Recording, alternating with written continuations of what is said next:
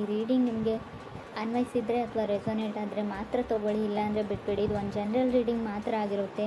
ಕಾರ್ಡ್ಸ್ನ shuffle ಮಾಡಿದಾಗ ನನಗೆ first card knight of cups ಬಂದಿದೆ. ನೈಟ್ ಆಫ್ ಕಪ್ಸ್ ಬಂದಿರೋದ್ರಿಂದ ನಿಮ್ಗೊಂದು ಅಂಜಿಕೆ ಇದೆ, ನಾನು ಯಾವತ್ತೂ ಖುಷಿಯಾಗಿರಲ್ಲ ಅನ್ನೋ ಭಯ ಅಥವಾ ಅಂಜಿಕೆ ಇದೆ ಅಂತ ಕಾರ್ಡ್ ಹೇಳುತ್ತೆ. ಸೊ ಅಪ್ ಆ್ಯಂಡ್ ಡೌನ್ಸ್ ಇದೆ, ತುಂಬ ಎತ್ತರಕ್ಕೆ ಹೋಗ್ತೀರಾ, ಕೆಳಗಡೆ ಬೀಳ್ತೀರಾ, ಕೆಳಗಡೆ ಬಿದ್ಮೇಲೆ ಮತ್ತೆ ಒಂದು ಲೈಫ್ ಆಸೆ ತೋರಿಸುತ್ತೆ, ತುಂಬ ಎತ್ತರಕ್ಕೆ ಹೋಗ್ತೀರಾ. ಫೀಲಿಂಗ್ ಎಮೋಷ್ನಲ್ ಅಂತ ಹೇಳುತ್ತೆ. ನೀವು ಅಥವಾ ನಿಮ್ಮ ಪಾರ್ಟ್ನರ್ ಇಬ್ಬರಲ್ಲಿ ಒಬ್ಬರು ಲೈಫಲ್ಲಿ ಕೂಡ ಇದಾಗ್ತಾ ಇರ್ಬೋದು. ಸೊ ಕಮ್ಯುನಿಕೇಷನ್ ನಡೀತಾ ಇದೆ ಫಾಸ್ಟ್ ಪರ್ಸನ್ ಜೊತೆ. ಆಲ್ರೆಡಿ ಬ್ರೇಕಪ್ ಆಗಿದೆ, ಮತ್ತೆ ಬಂದಿದ್ದಾರೆ, ಮತ್ತೆ ಕಮ್ಯುನಿಕೇಷನ್ಸ್ ಇದೆ, friends, family, kids. So health regimen ಇದೆ, ಏನೋ ಕಾಸ್ಮೆಟಿಕ್ ಸರ್ಜರಿನೋ, ಏನೋ ಸ್ಕಿನ್ ಪ್ರಾಬ್ಲಮ್ಸ್ ಇದೆ, ಪಿಂಪಲ್ಸ್ ಆಗ್ತಾ ಇದೆಯೋ, ಏನೋ ಒಂದು ಪ್ರಾಬ್ಲಮ್ಸ್ ಇದೆ. ಸೊ ಹೆಲ್ತ್ ಇಶ್ಯೂಸ್ನು ಅಂತ ಹೇಳ್ತೀನಿ ನಾನು. ಮೇ ಬಿ ಸ್ವಲ್ಪ ಚಾಲೆಂಜಿಂಗ್ ಟೈಮ್ ಅಂತ ಹೇಳ್ತೀನಿ. ನೈಟ್ ಆಫ್ ಕಪ್ಸ್ ಇದೆ, ಸೆಕೆಂಡ್ ಕಾರ್ಡ್ 2 ಆಫ್ ಸಾರ್ಡ್ಸ್ ಇದೆ ನನಗೆ. ಸೊ ಕ್ರಿಯೇಟಿವ್ಲಿ ಚೆನ್ನಾಗಿದೆ. ಏನಾದರೂ ಕೆಲಸದಲ್ಲಿ ಅಥವಾ ಕಾರ್ ಚೇಂಜ್ ಮಾಡಬೇಕು ಅಂತ ಅಂದ್ಕೊಂಡಿದ್ರೆ, ಸೊ ಮನೆ ತೊಗೊಳ್ಬೇಕು ಅಂತ ಅಂದ್ಕೊಂಡಿದ್ರು ಕೂಡ ಎಲ್ಲದಕ್ಕೂ ಸರಿಯಾಗಿದೆ. ಮೇ ಬಿ ಪಾರ್ಟ್ನರ್ ಅಂತ ಹೇಳ್ತೀನಿ. ಎಂಗರ್ ವಾಟರ್ ಸೈನ್ ಜೊತೆ ನೀವು ಕನೆಕ್ಟ್ ಆಗಿರ್ಬೋದು, ಕಟಕ ಅಥವಾ ವೃಶ್ಚಿಕ ರಾಶಿಯವ್ರ ಜೊತೆ. ನಿಮ್ಮ ಫೀಲಿಂಗ್ಸ್ನ ಎಕ್ಸ್ಪ್ರೆಸ್ ಮಾಡ್ಕೊಳ್ಳಿ. ತುಂಬ ಫೀಲಿಂಗ್ಸ್ ಇದೆ, ಎಕ್ಸ್ಪ್ರೆಸ್ ಮಾಡ್ಕೊಳ್ಬೇಕು. ಭಯ ಅಥವಾ ಹಿಂಜರಿಕೆ ಇರ್ಬೋದು. 2 ಆಫ್ ಸಾರ್ಡ್ಸ್ ಇರೋದ್ರಿಂದ ತುಂಬ ದೂರದಲ್ಲಿರೋ ಪರ್ಸನ್ನು, ನೋ ಕಮ್ಯುನಿಕೇಷನ್ ಅಂತ ಹೇಳ್ತಾ ಇದೆ ಕಾರ್ಡು. ಸೊ ಫಾಸ್ಟ್ ಪರ್ಸನ್ ಇರ್ಬೋದು. ಅವರು ಫಾಸ್ಟಲ್ಲಿ ನಿಮ್ಮ ರಿಲೇಷನ್ಶಿಪ್ಪಲ್ಲಿದ್ದು ಬ್ರೇಕಪ್ ಆದಮೇಲೆ ಮತ್ತೆ ಇವಾಗ ಲೆಟ್ಸ್ ಬಿ ಫ್ರೆಂಡ್ಸ್ ಅಂತ ಅವ್ರ ಆಫರ್ನ ಇಟ್ಟಿರ್ಬೋದು, ಫ್ರೆಂಡ್ ಆಗಿರೋಣ ಅಂತ. ಥರ್ಡ್ ಕಾರ್ಡ್ ನನಗೆ ಪೇಜ್ ಆಫ್ ವಾಂಡ್ಸ್ ಬಂದಿದೆ. ಮೇ ಬಿ ನಿಮ್ಮನ್ನು ಯಾರಾದರೂ ತುಂಬ ಅಟ್ರಾಕ್ಟಿವ್ ಆಗಿದ್ದಾರಾ ಅಂತ ಸೆನ್ಸ್ ಮಾಡ್ತಾ ಇದ್ದೀರಾ, ನಿಮ್ಮನ್ನು ಗಮನಿಸ್ತಾ ಇದ್ದಾರೆ ಯಾರೋ, ಅಥವಾ ನೀವು ಆ ಥರ ಯಾರ ಕಡೆನೋ ಅಟ್ರ್ಯಾಕ್ಟ್ ಆಗ್ತಾ ಇದ್ದೀರಾ, ಕ್ರಶ್ ಆಗ್ತಾ ಇದೆ, ತುಂಬ ಆ ಥರ ಅನ್ನಿಸ್ತಾ ಇದೆ. ಯಾರೋ ಮೆಸ್ಪರೈಸಿಂಗ್ ಐಸ್ ಇದೆಯೋ, ಸೊ ನೋಡೋಕೆ ತುಂಬ ಚೆನ್ನಾಗಿದ್ದಾರೆ, ತುಂಬ ಲಾಂಗ್ ಹೇರ್ ಇದೆಯೋ, ತುಂಬ ಚೆನ್ನಾಗಿ ಕಾಣ್ತಾರೆ ಕೆಲವರಿಗೆ. ಫೋರ್ತ್ ಕಾರ್ಡ್ ನನಗೆ ಡೆತ್ ಕಾರ್ಡ್ ಬಂದಿದೆ. ಕೆಲವ್ರಿಗೆ ಡೆತ್ ಆಫ್ ಎನರ್ಜಿ ಅಂತ ಹೇಳ್ತೀನಿ. May be already fast person ಅಂತ ಹೇಳಿದೆ, ಸಪ್ರೇಷನ್ ಆಗಿದೆ, ಬ್ರೇಕಪ್ ಆಗಿದೆ. ಸೊ ಇವಾಗ ಶ್ಯಾಡೋ ಆಫ್ ರಿಲೇಷನ್ಶಿಪ್ ಅಂತ ಹೇಳ್ತೀವಿ. ಅವರು ಪದೇ ನಿಮ್ಮನ್ನು ಕಾಲ್ ಮಾಡೋದು, ಇರಿಟೇಟ್ ಮಾಡೋದು ಮಾಡ್ತಾ ಇದ್ದಾರೋ, ಪದೇ ಏನೋ ಇರಿಟೇಟಿಂಗ್ ಎನರ್ಜಿ ಅಂತ ನಿಮ್ಗೆ ಅನ್ನಿಸ್ತಾ ಇದೆ. ಸ್ಟಿಲ್ ಮೇ ಬಿ ಅವ್ರು ವೃಶ್ಚಿಕ ರಾಶಿಯವ್ರು ಇರ್ಬೋದು. ಎಕ್ಸ್ಕ್ಯೂಸಸ್ ಕೇಳ್ತಾ ಇದ್ದಾರೆ. ಅವರು ಮಾಡಿರೋ ತಪ್ಪಿಗೆಲ್ಲ ಏನೋ ಒಂದು ಎಕ್ಸ್ಕ್ಯೂಸಸ್ನ ಹೇಳ್ತಾ ಇದ್ದಾರೆ, ಯಾವುದೋ ಒಂದು ಕಾರಣನ ಕೊಡ್ತಾ ಇದ್ದಾರೆ, ಪ್ಯಾಚಪ್ ಆಗೋಣ ಅಂತ ಇದ್ದಾರೆ. ಬಟ್ ಫಿಫ್ತ್ ಕಾರ್ಡ್ ನನಗೆ 9 ಆಫ್ ಪೆಂಟಿಕಲ್ಸ್ ಬಂದಿದೆ. ಎನಿವೇಸ್ ನಿಮಗೆ ಸತ್ಯ ಅರ್ಥ ಆಗಿದೆ. ಮೇ ಬಿ ನಿಮ್ಮ ಸೊ ಮಿಥುನ್ ರಾಶಿಯವ್ರ ಜೊತೆ ಕನೆಕ್ಟ್ ಆಗಿದ್ರೆ, ಲೆಸ್ ಕೋಡಿಪೆಂಡೆನ್ಸಿ ಇದ್ದರೆ ಒಳ್ಳೆಯದು ಅಂತ. ನೀವು ನಿಮ್ಮ ಓನ್ ಲೈಫಲ್ಲಿ ಸೆಕ್ಯೂರ್ ಆಗಿ ಮೊದಲು ಅಂತ ಹೇಳುತ್ತೆ. ಮೇ ಬಿ ನೀವು ನಿಮ್ಮ ಕಾಲ ಮೇಲೆ ನಿಂತ್ಕೊಳ್ಳಿ ಅಂತ. ಅದಾದಮೇಲೆ ನೀವು ಕನೆಕ್ಟ್ ಆಗಿರೋ ವ್ಯಕ್ತಿಗೆ ನಿಮ್ಮ ಮೇಲೆ ರೆಸ್ಪೆಕ್ಟ್ ಬರ್ಬೋದು, ಗೌರವ ಬರ್ಬೋದು. ಸೊ ಮೇ ಬಿ ನೀವು 9 ಆಫ್ ಪೆಂಟಿಕಲ್ ಸಿಂಗಲ್ಸ್ ಎನರ್ಜಿ ಅಂತ ಹೇಳ್ತೀನಿ. ಸಿಂಗಲ್ ಆಗಿರೋಕೆ ನೀವು ಇಷ್ಟಪಡ್ತಿರೋ, ನೀವು ಕನೆಕ್ಟ್ ಆಗಿರೋ ಪಾರ್ಟ್ನರ್ ಇಷ್ಟಪಡ್ತಾರೋ ಗೊತ್ತಿಲ್ಲ, ಸುಮ್ಮನೆ ಸ್ಟೇಯಿಂಗ್ ಅರೌಂಡ್ ಅಂತ ಎನರ್ಜಿ ಹೇಳುತ್ತೆ. ಸೊ ಫೀಲಿಂಗ್ ಗುಡ್ ಎನರ್ಜಿ ಇದೆ. ನೀವು ಇವಾಗ ಚೆನ್ನಾಗೇ ಇದ್ದೀರಾ, ನಿಮ್ಮ ಕೆಲಸದಲ್ಲಿ ಇದ್ದೀರಾ, ಅದರ್ ಪರ್ಸನ್ನು ಚೆನ್ನಾಗಿದ್ದಾರೆ. ಸಿಕ್ಸ್ತ್ ಕಾರ್ಡ್ ನನಗೆ ಮೂನ್ ಕಾರ್ಡ್ ಬಂದಿದೆ. May be dark side of ಕೆಲವ್ರಿಗೆ 2 ಮುಖ ಇರ್ತವೆ ಅಂತ ಹೇಳ್ತೀವಿ. ಮುಖವಾಡ ಹಾಕೊಂಡು ಬದುಕ್ತಾ ಇರ್ತಾರೆ, ಹಿಂದಿನ ಮುಖ ನಮಗೆ ಗೊತ್ತಿರಲ್ಲ. ಆ ಥರ ಇರೋ 2 ಮುಖ ಇರೋ ಪರ್ಸನ್ ಜೊತೆ ನೀವು ಕನೆಕ್ಟ್ ಆಗಿದ್ದೀರೋ, ಅಥವಾ ನಿಮಗೆ ಶ್ಯಾಡೋ ಸೈಡ್ ಇದೆಯೋ ಗೊತ್ತಿಲ್ಲ ನನಗೆ.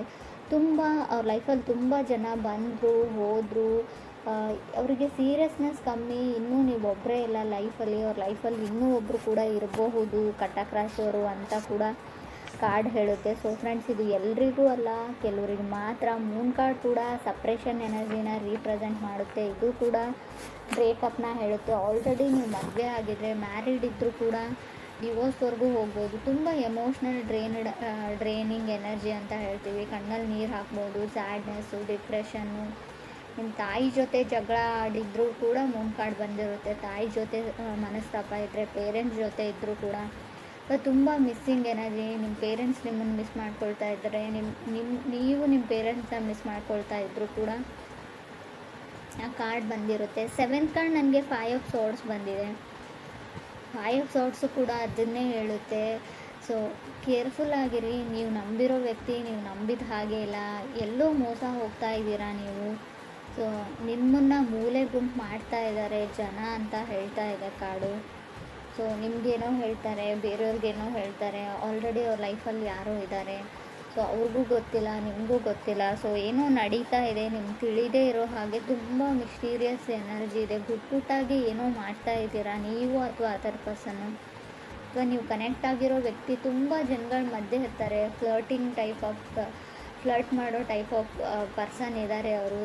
ಹುಷಾರಾಗಿರಿ, ಮೋಸ ಹೋಗ್ತಾ ಇದ್ದೀರಾ ಅಂತ ಕೂಡ ಕಾರ್ಡ್ ಹೇಳ್ತಾ ಇದೆ. ಬಿಕಾಸ್ ನಾನು 5 ಆಫ್ ಸೋರ್ಡ್ಸ್ನ ಒಂದನ್ನೇ ಕನ್ಸಿಡರ್ ಮಾಡಿ ಇದನ್ನು ಹೇಳ್ತಾ ಇಲ್ಲ.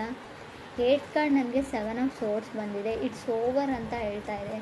ಸೊ ಆ ಪರ್ಸನ್ನ ಬಿಟ್ಬಿಡಿ. ನೀವೇನಾದರೂ ಯಾರಾದರೂ ಎಕ್ಸ್ ಬ್ಯಾಕ್ ಆಗ್ತಾರೆ, ಅವ್ರು ಸರಿ ಹೋಗ್ತಾರೆ ಅಂತ ಅಂದ್ಕೊಂಡಿದ್ರೆ ಅದನ್ನು ಮರ್ತು ಬಿಡಿ. ಅದು ಮುಗ್ದೋಗಿದೆ.